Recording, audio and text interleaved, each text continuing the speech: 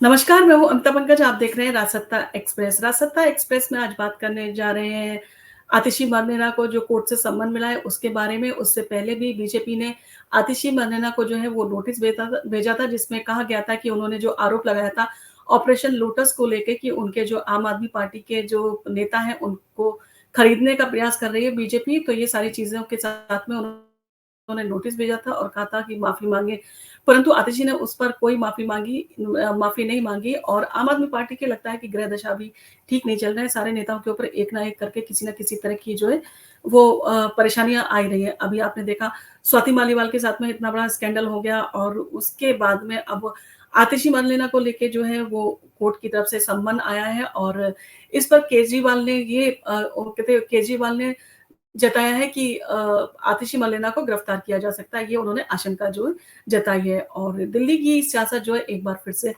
गर्म हो गई है, जितनी गर्मी पड़ रही है और उसके साथ में 2024 के लोकसभा इलेक्शन भी है और ऐसे में पार्टियाँ भी बड़ी एग्रेशन में हैं और उनमें भी काफ़ी गर्मी है, एक-दूसरे के ऊपर जिस तरह से वो आरोप-प्रत्यारोप लगा रही हैं, जिस तरह की वो भाषा का इस्तेमाल कर रहे हैं, जिस पैनिक मोड से क्योंकि 7वें चरण का जो है वो चुनाव होना है और इन सारी चीज़ों में जो है एक-दूसरे के लिए जो उनकी चल रही है भाषा, जिस तरह से वो भाषा का इस्तेमाल कर रहे हैं एक-दूसरे के खिलाफ, उन सारी चीज़ों के साथ-साथ अब दिल्ली की सियासत में जो है वो एक चीज़ और बढ़ गई है। अब आम आदमी पार्टी की मंत्री जो है आतिशी को मानहानि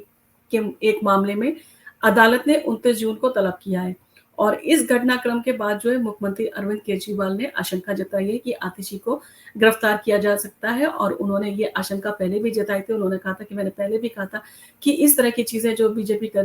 रही है जिसमें आम आदमी पार्टी के नेताओं को फँसाने का प्रयास किया जा रहा है ताकि उनको गिरफ्तार किया जा सके और मुख्यमंत्री अरविंद केजरीवाल ने इस मामले पर प्रतिक्रिया देते हुए कहा था कि मैंने तो पहले ही कहा था कि अब वह आतिशी को गिरफ्तार करेंगे और अब वो ऐसा करने की सोच रहे हैं। ये पूरी तरह से तानाशाही है और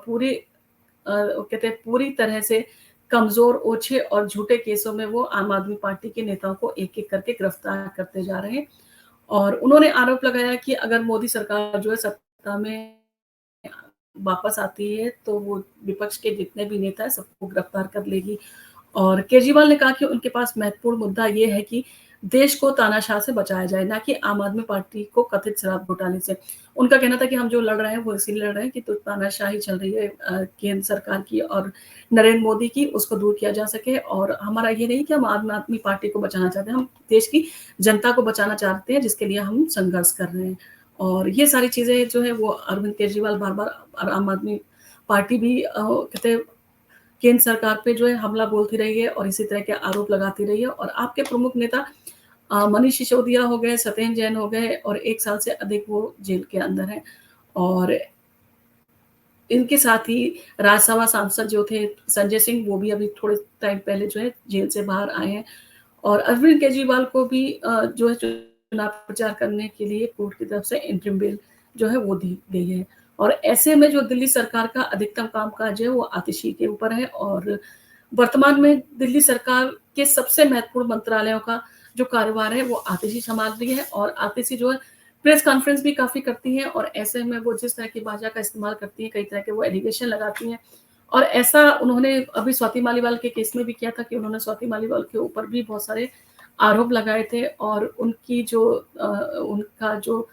इश्यू जो हुआ है उसको पूरी तरह से नकारने की उन्होंने कोशिश की थी। और कोर्ट के नोटिस के बाद भी आतिशी के तेवर जो है वो नरम नहीं पड़े हैं, वो जो है लगातार इसी तरह के बयानबाज़ी कर रही है और मंगलवार को उन्होंने प्रेस कॉन्फ्रेंस करके उन्होंने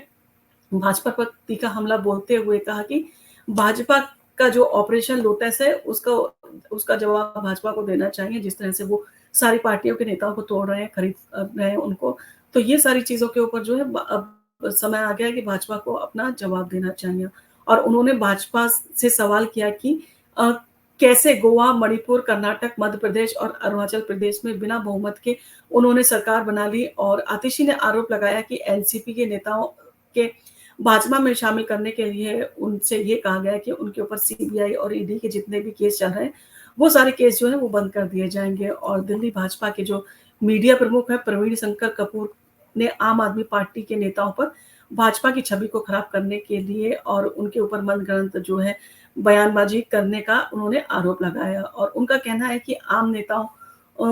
ने ये कहकर भाजपा की मानहानि की है कि उनके नेताओं को 20-30 करोड़ रुपए का ऑफ़र दिया गया था और एडिशनल चीफ मेट्रोपॉलिटन मजिस्ट्रेट जो थी तान्या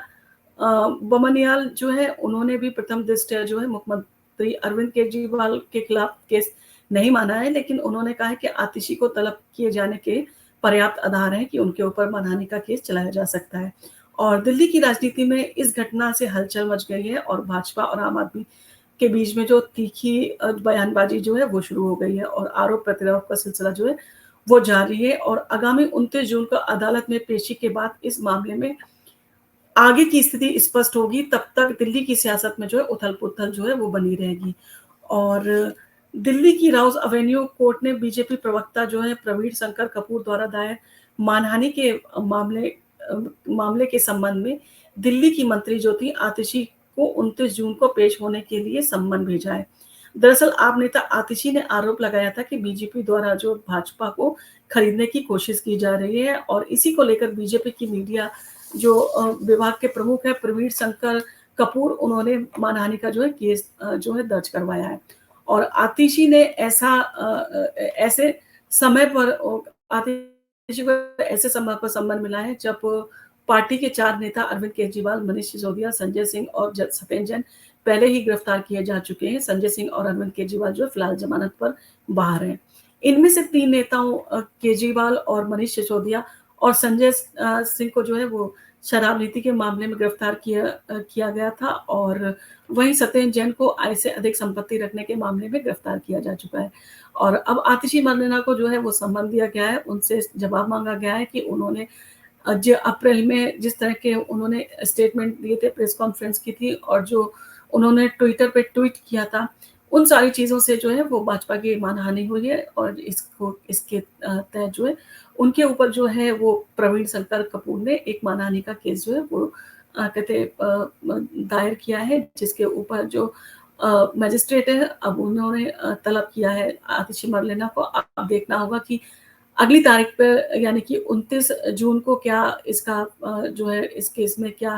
प्रोसीडिंग होती है और किस तरह का इस केस में जो है वो जो है कोर्ट का फैसला देखने को मिलता है। आप हमारे साथ में हमारे चैनल के साथ में आप बने रहिए और हम आपके लिए ऐसे ही वीडियोज़ लेके आते रहेंगे। अब देखना होगा क्या आतिशी मरलेना माफ़ी माँगती हैं या उनको जो है वो सज़ा दी जाती है। और जिस तरह के वो स्टेटमेंट देती हैं, तो स्टेटमेंट पूरे तरह से एलिगेशन लगाने वाले होते हैं। अब उनसे सबूत माँगे जाएँगे कि उन्होंने ये आरोप लगाए थे, तो किस आधार पर लगाए थे? क्योंकि उन्होंने कहा था मेरे बहुत ही करीबी निकटतम एक हैं जिन्होंने मुझसे कहा है कि आपको भाजपा में शामिल होने के लिए बोला गया है, वरना आपके ऊपर केस डाल दिए जाएँगे और आपको जेल में डाल दिया जाएगा। इस तरह के जो है स्टेटमेंट उन्होंने दिए थे एक प्रेस कॉन्फ्रेंस में। इसी के साथ में हम आपसे